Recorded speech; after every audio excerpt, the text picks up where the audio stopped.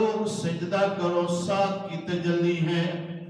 فرمایا وہ لوگ جو دنیا میں نمازیں پڑھا کرتے تھے، رب کے حضور آگے جھکا کرتے تھے، وہ جو اللہ کے سامنے اپنی پیشانیاں جھکایا کرتے تھے، اللہ ان سب کو توفیق دے گا، وہ سارے کے سارے سجدے میں پڑ جائیں گے۔ اور وہ لوگ جو نماز نہیں پڑھا کرتے تھے، مسجد سے آواز آتی تھی حی علی الصلاۃ حی علی الفلاح، یہ آواز سن کے بھی ان کے کانوں پہ جون تک نہیں ریگا کرتے تھے۔ فرمایا ان لوگوں کے اس طرح کمرے سخت ہو جائیں گی جیسے تختہ ہوتا ہے، وہ سجدہ نہیں کر سکیں گے۔ اور کیوں سجدہ نہیں کر سکیں گے؟ فرمایا اس لیے کہ دنیا میں یہ صحیح سالم تھے، دنیا میں سجدہ نہیں کیا کرتے تھے۔ جو دنیا میں رب کے حضور آ کے سجدہ نہیں کرتا، کل قیامت کے دن بھی اللہ اسے اپنے سامنے جھکنے کی توفیق نہیں دے گا۔ فرمایا ان کی حالت یہ ہوگی خاشیتاً ابصارهم ترهقهم ذلہ وقد كانوا يدعون الى السجود وهم سالمون۔ فرمایا ان کے چہرے سیاہ ہو جائیں گے، لٹک جائیں گے، نگاہیں نیچی ہو جائیں گی، ماری شرم کہ وہ اپنی نگاہ نہیں اٹھا سکیں گے۔ اور یہ کیوں ہوگا؟ اس لیے کہ دنیا میں صحیح سالم تھے، دنیا میں تندرست تھے، نماز کے لیے بلایا جاتا تھا، دنیا آیا کرتے تھے، کہا کرتے تھے بھائی ٹائم ہی کوئی نہیں، ہر ایک کے لیے وقت، ہر ایک کے لیے ٹائم ہے ان کے پاس، لیکن رب کے سامنے حاضری کے لیے ٹائم نہیں۔ آج ہر بندہ کہتا ہو جی وقت بڑا جلدی گزر جاتا ہے، پتہ ہی نہیں چلتا۔ جو بندہ اللہ کے سامنے نہیں جھکتا، اللہ کا جو دیا ہوا وقت ہے اس میں سے رب کے لیے نماز کے لیے وقت نہیں نکالتا، اس کے لیے وقت سے برکت اٹھا دی جاتی ہے۔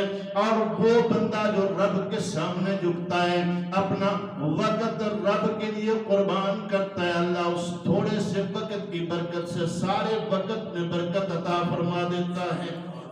اللہ ہم سب کو اپنا وقت رب کے لیے نکالنے کی توفیق عطا فرمائے۔ فرمایا اب جس وقت یہ لوگ ذلت کے مارے نگاہیں نیچی کر لیں گے، اب ان کے لیے حکم ہوگا ان کو دوزخ میں لے جاؤ، رب تعالی ان سے ناراض ہوگا، رب ان کے لیے رحمت کی نگاہ نہیں کرے گا۔ اب جس وقت اللہ رب العزت فیصلہ فرما دیں گے یہ سارے دوزخی دوزخ میں چلے گئے، جنتی جنت میں چلے گئے، اب اللہ رب العزت میزان عدل سے فارغ ہو گئے۔ بخاری شریف کی حدیث ہے، حضرت قتادہ رضی اللہ تعالیٰ عنہ فرماتے ہیں نبی رحمت صلی اللہ علیہ وسلم نے ارشاد فرمایا، پھر رب تعالیٰ فرمائیں گے اے میرے محبوب صلی اللہ علیہ وسلم آپ سفارش کریں۔ کچھ لوگ حضور کی سفارش سے دوزخ سے نکالے جائیں گے، پھر کچھ لوگ اور انبیاء کی سفارش سے، کچھ لوگ صحابہ اہل بیت کی سفارش سے، کچھ وہ ہوں گے جن کی اللہ والے سفارش کریں گے، ولی سفارش کریں گے وہ بھی، کچھ علماء سفارش کریں گے وہ بھی، کچھ ایسے لوگ ہوں گے جن کے بچے قرآن پڑھنے والے حافظ قرآن ہوں گے، ان کو اللہ اختیار دے گا، وہ سفارش کریں گے، اب جہنم سے نکال کے اللہ جنت میں لے جائے گا۔ اب کچھ وہ لوگ بچ جائیں گے جو کسی گناہ کی وجہ سے دوزخ میں چلے گئے، اب کوئی ان کے لیے سفارش کرنے والا نہیں۔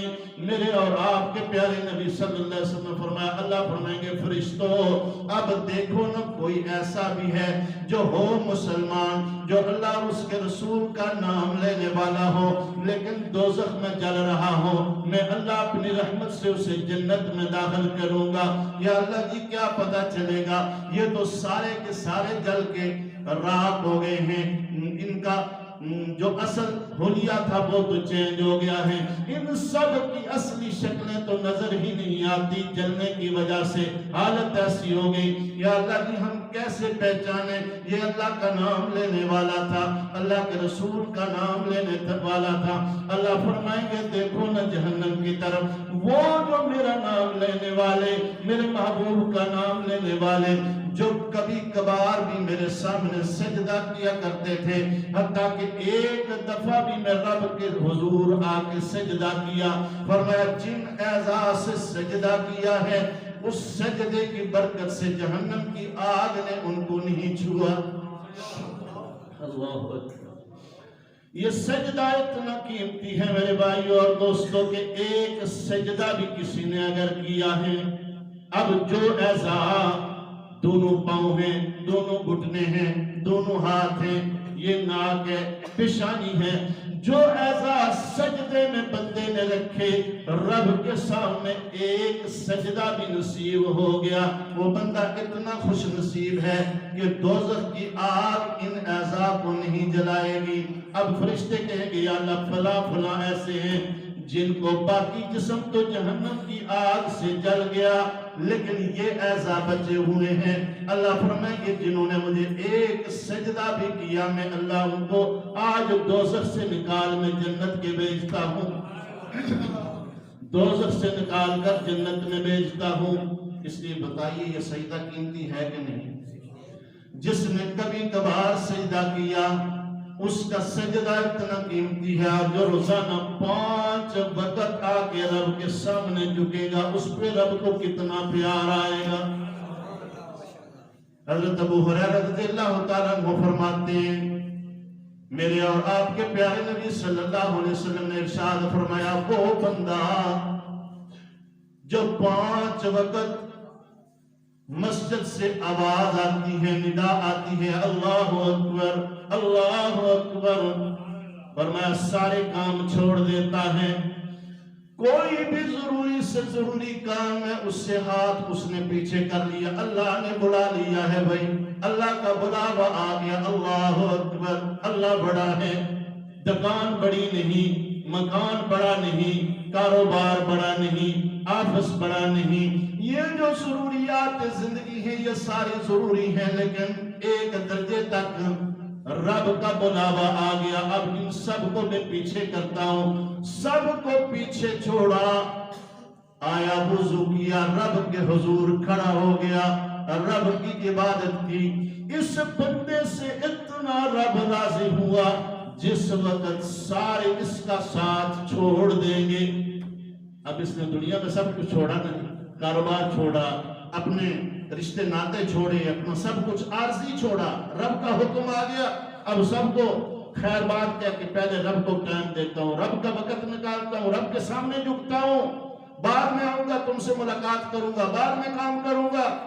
فرمایا سب کچھ اس نے میرے لیے چھوڑا, آخری وقت ہے, اب سارے اس کا ساتھ ایک ایک کر کے چھوڑ رہے ہیں, گھر سے بھی گھر والوں نے نکال دیا, میت جلدی کرو نہلاؤ کفناؤ لے جاؤ بھائی. رشتہ دار آئے تھے, کندھوں پہ اٹھایا, جنازہ پڑا, قبر کے حوالے کر دیا. اب قبر کے حوالے کر کے بخاری شریف کی حدیث ہے میرے اور آپ کے پیارے نبی صلی اللہ علیہ وسلم ارشاد فرمایا ابھی دفن کر کے سارے ساتھ چھوڑ کے جانے لگے ہیں, ان کے جانے کی قدموں کی آہٹ بھی آ رہی ہے, اتنے میں 2 فرشتے آ جاتے ہیں. اب قبر میں آ کے وہ 2 فرشتے جن کو منکر نکیر کہتے ہیں وہ آ کے اس کو اٹھا کے بٹھا دیتے ہیں اور کہتے ہیں من ربو کا, ارے بتا تیرا رب کون ہے. اللہ اکبر. دنیا میں اس نے رب کے لیے سب کچھ چھوڑا تھا نا جی. اب رب جس وقت سارے چھوڑ کے گئے, اللہ فرماتے ہیں ارے بندے گھبرانا نہیں, پریشان نہیں ہونا. یا اللہ کیوں؟ فرمایا اس وجہ سے کہ تو نے میرا نام سن کے سب کچھ چھوڑ دیا, ساری زندگی سبحان ربی الاعلیٰ کہہ کے مجھے پکارتا رہا, ساری زندگی میری عبادت کرتا رہا. اب فرشتے آ رہے ہیں, تو نے گھبرانا نہیں, یہ تیرے لیے منکر نکیر نہیں بلکہ مبشر بشیر بنا کے بھیجوں گا. یہ بشارتیں لے کے آئیں گے, خوشخبریاں لے کے آئیں گے.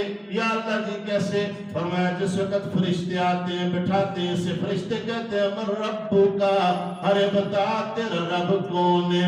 اس بندے کو اللہ توفیق دیتے ہیں, یہ بندہ جوم کے کہتے ہیں ربی اللہ, ارے فرشتوں میرا رب میرا اللہ ہے. اس لیے کہ ساری زندگی اسے پوجتا رہا، اس کی عبادت کرتا رہا، سب کچھ اس کے لیے چھوڑ دیا۔ وہ رب آج اس نے اسے تنہا نہیں چھوڑا۔ جو یہ فرشتوں نے سوال کیا فوراً اس نے جواب دیا۔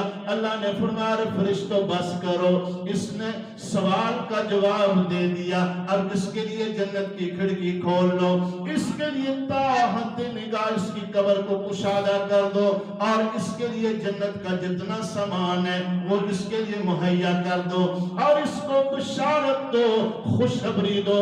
یا اللہ کس چیز کی بشارت، کس چیز کی خوشخبری؟ فرمایا اس طرح سو جا جس طرح پہلی رات کی دلہن سوتی ہے۔ یہ پروٹوکول ہے کس کے لیے؟ جو نماز پڑھے گا، جو حضور کے اس تحفے کو اپنے سینے سے لگائے گا۔ اور پھر یہ تحفہ کتنا اعلیٰ ہے، کتنا افضل ہے۔ میرے اور آپ کے پیارے نبی صلی اللہ علیہ وسلم نے مزید اس کی اہمیت بیان کی اور فرمایا میرے صحابہ، میں جس وقت معراج کی رات عرشوں پہ گیا، اللہ نے جنت کی سیر کرائی، جنت میں میں نے قدم رکھا، میرے آگے کسی کے چلنے کی آواز آئی۔ حالانکہ حضور سے پہلے جنت میں کوئی جا سکتا؟ بولیے، کوئی جا سکتا نہیں۔ مسلم شریف کی حدیث حضور صلی اللہ علیہ وسلم فرمایا سب سے پہلے جنت میں محمد قدم رکھوں گا، اس کے بعد باقیوں کے لیے جنت کے دروازے کھولے جائیں گے۔ سب سے پہلے جنت میں حضور جائیں گے، لیکن جبریل یہ کون ہے جو مجھ سے بھی پہلے جنت میں پہنچ گیا؟ مجھ سے پہلے کون چل رہا ہے؟ یا رسول اللہ آپ سے پہلے جنت میں کوئی نہیں آ سکتا، تو پھر چلنے کی آواز کیسی ہے؟ کون چل رہا ہے اس میں؟ یا رسول اللہ وہ جو آپ کا بلال ہے نا، وہ مکے میں چل رہا ہے، اس کے مکے کی گلیوں میں رکھا ہوا قدم اللہ کو اتنا پسند آیا، اللہ نے جنت میں آپ کو سنا دیا۔ سرکار واپس آئے معراج کر کے، سارے صحابہ بیٹھے، بلا لیا بلال کو، ارے بلال کون سا عمل کرتا ہے تو جس کی وجہ سے تیرے پاؤں کا کھٹکار شوپے میں نے سنا ہے؟ یا رسول اللہ اور تو کوئی عمل نہیں، لیکن آپ نے فرمایا ہے نا جس وقت وضو کرو وقت ہو تو 2 رکعت نماز نفل پڑھ لیا کرو۔ یا رسول اللہ جب بھی وضو کرتا ہوں اللہ کی رضا کے لیے 2 رکعت نماز نفل پڑھ لیتا ہوں۔ فرمایا بلال تجھے مبارک ہو، تیرے یہ نفل اللہ کو اتنے پسند آئے، تو نے پڑے مکہ میں، چلا مکہ میں قدموں کی آہٹ اللہ نے جنت میں سنا دی۔ قربان جائیں اس بلال کے نفلوں پہ، جس کے نفل اتنے اعلیٰ ہیں اس کے فرض کتنے اعلیٰ ہوں گے۔ تو اللہ نے بتا دیا میرے محبوب کے غلاموں، جو بندہ بھی اللہ کے لیے نماز پڑھے گا، اللہ رب العزت نے معراج پہ تحفہ دیا ہے۔ جس طرح نماز اوپر سے نیچے آئے گی، نیچے آئی ہے، جو بندہ اس نماز کو اپنائے گا میں اللہ اس کو اونچا کر دوں گا۔ اور پھر پورا بیان سننے کے بعد سوچئے تو صحیح کہ ہمارے پیارے نبی صلی اللہ علیہ وسلم کل قیامت کے دن اپنے غلاموں کو پہچانیں گے تو کس چیز سے؟ وضو کے اعضاء کے چمکنے کی وجہ سے، اور پھر دوزخ سے بھی کسی گناہ کی وجہ سے بندہ چلا گیا، اللہ اپنی رحمت سے اسے نکالیں گے تو کون سی وجہ سے؟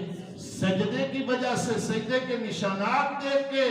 میرے بھائیوں اور دوستوں، جنت میں جو زیور جنتی کو پہنایا جائے گا وہ بھی وضو کے اعضاء کی چمک کی وجہ سے پہنایا جائے گا۔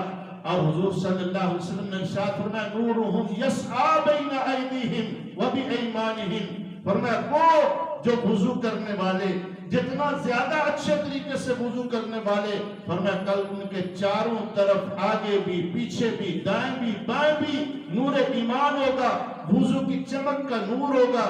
اس لیے میرے بھائیوں اور دوستوں آج وعدہ کیجئے کہ ہم نے نماز کسی حال میں نہیں چھوڑنی، اور اگر کبھی چھوڑنے کا خیال آئے تو 4 چیزیں یاد کر لیجئے کہ میرے اور آپ کے پیارے نبی صلی اللہ علیہ وسلم نے فرمایا میرے غلاموں نماز میں تمہارے لیے معراج سے تحفہ لایا ہوں، اور دوسری چیز میرے اور آپ کے پیارے نبی صلی اللہ علیہ وسلم فرمایا مسلمان اور کافر کے درمیان فرق کرنے والی چیز کا نام کیا ہے؟ بولیے، نماز ہے۔ فرمایا مسلمان اور کافر کے درمیان جو فرق کرنے والی چیز ہے وہ نماز ہے۔ اور تیسری چیز آپ صلی اللہ علیہ وسلم فرمایا الصلاۃ عماد الدین، نماز دین کا ستون ہے۔ فرمایا جس طرح کوئی بھی عمارت بغیر ستون کے، بغیر پلر کے نہیں کھڑی ہو سکتی، اسی طرح جو بندہ نماز نہیں پڑھتا اس کا دین نہیں بچتا۔ نماز چھوڑنے کی وجہ سے بندے کا دین ختم ہو جاتا ہے۔ اور تیسری اور آخری بات میں عائشہ فرماتی ہیں، سرکار دنیا سے جا رہے ہیں، آخری وقت ہے، آپ صلی اللہ علیہ وسلم نے فرمایا الصلاۃ الصلاۃ الصلاۃ، میرے غلاموں نماز کبھی نہ چھوڑنا۔ کیوں یا رسول اللہ؟ فرمایا اس وجہ سے قرۃ عینی فی الصلاۃ، جس نے نماز پڑھی اس نے میں محمد کی آنکھوں کو ٹھنڈا کیا۔ میں محمد کی آنکھوں کی ٹھنڈک نماز میں ہے۔ تو میرے بھائیوں اور دوستو، وہ مسلمان بندہ جس کو اللہ نے عقل دیا، شعور دیا، صحت دی، اس کے پاس تو کوئی عذر ہی نہیں ہے نماز چھوڑنے کا۔ اس لیے نماز پڑھیں اور پھر ایسی نماز پڑھیں۔ میرے اور آپ کے پیارے نبی صلی اللہ علیہ وسلم فرمائے، اے ابو ہریرہ بتا دو میرے صحابہ کو ہر نماز کو ایسا پڑھیں کہ گویا یہ آخری نماز ہے۔ یا رسول اللہ آخری نماز کیسے پڑھیں گے؟ فرمایا اس طرح جس طرح کوئی بندہ مل کے دوسرے ملک جا رہا ہوتا ہے، اپنے رشتہ داروں کو توجہ سے ملتا ہے، فرمایا اسی طرح نماز کو توجہ سے پڑھو، کیا پتہ زندگی کی یہ آخری نماز ہو۔ اور فرمایا نماز پڑھتے ہوئے خیال یہ کرو کہ میں اپنے رب کو دیکھ کے نماز پڑھ رہا ہوں۔ اور اگر یہ کیفیت تمہارے اندر نہیں آ سکتی تو رب تو تمہیں دیکھ رہا ہے نا۔ فرمایا جس کا وقت رب کے سامنے کھڑے ہو یہ دھیان باندھو کہ میرا ایک ایک لفظ، میرا ایک ایک نماز میں جو کچھ میں کر رہا ہوں، جو رکن ادا کر رہا ہوں، اس پہ میرے رب کی خصوصی نگاہ ہے۔ اللہ سے دعا ہے کہ اللہ رب العزت ہم سب کو 5 وقت باجماعت نماز ادا کرنے کی توفیق عطا فرمائے۔